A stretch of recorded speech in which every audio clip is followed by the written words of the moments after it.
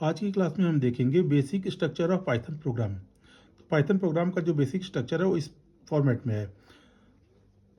यहाँ पर सबसे पहले हमने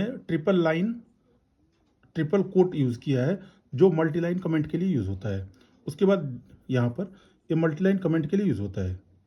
अगर मल्टीलाइन कमेंट यूज़ करना है तो हमें यहाँ ट्रिपल कोट यूज़ करेंगे। नेक्स्ट है हमारा एक डेफ कीवर्ड यूज़ किया है। इस कीवर्ड के थ्रू हमने ऐड एक फंक्शन बनाया है और ये फंक्शन का ब्लॉक स्टार्ट हो रहा है। प्रिंट स्टेटमेंट, ये है मेन प्रोग्राम। यहाँ पर हमने x equal to 100, y equal to 70, z equal to x minus y plus 30, print z minus 23। ये जो है हमारे स्टेटमेंट्स हैं। इफ़ एक कंडीशन है, फिर इफ़ वाला भी एक ब्लॉक है, यहाँ पर कॉलन लगा हुआ है ब्लॉक में। ये सब के सब एक्सप्रेशन है। अब यहाँ पर मेन में हमने एक हैश लगाया है, तो हैश अगर लगाते हैं तो ये सिंगल लाइन कमेंट के लिए यूज़ होता है। उसके बाद इफ़ वाला हो गया, इफ़ स्टेटमेंट। इफ़ के लिए जब हम कॉलन लगा करके इंटर प्रेस करेंगे तो यहाँ ऑटोमेटिकली इंडेंटेड आ जाएगा।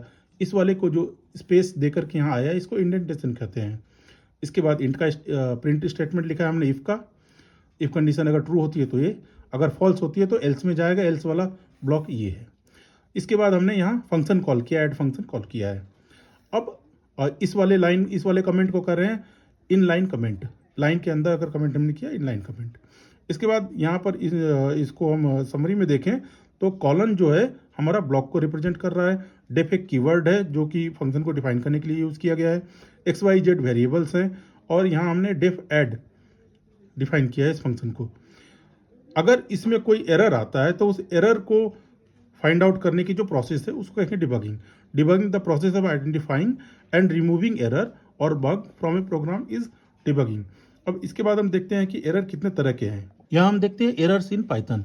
Error are any bug that found in a program. और एरर तीन तरीके के हैं, एक कंपाइल टाइम एरर, दूसरा रन टाइम एरर, तीसरा logical error. Compile time error भी फर्दर डिवाइड कर रहे हैं सिंटैक्स एरर में। अगर कोई ग्रामेटिकल रूल्स अगर फॉलो नहीं करते हैं तो सिंटैक्स एरर आएगा। अगर सिमेंटिक एरर है, सिमेंटिक एरर क्या है, ये तब होता है कि अगर हम स्टेटमेंट जो है मीनिंगलेस है। थर्ड वन है रन टाइम एरर, जब प्रोग्राम रन कर रहे हैं उस समय अगर कोई एरर आ रहा है, जैसे डिवीजन बाई एरर हो गया, परफॉर्मिंग ऑपरेशन में इनकम्प्लीट सिंटैक्स है, तो ये आएगा हमारा रन टाइम एरर।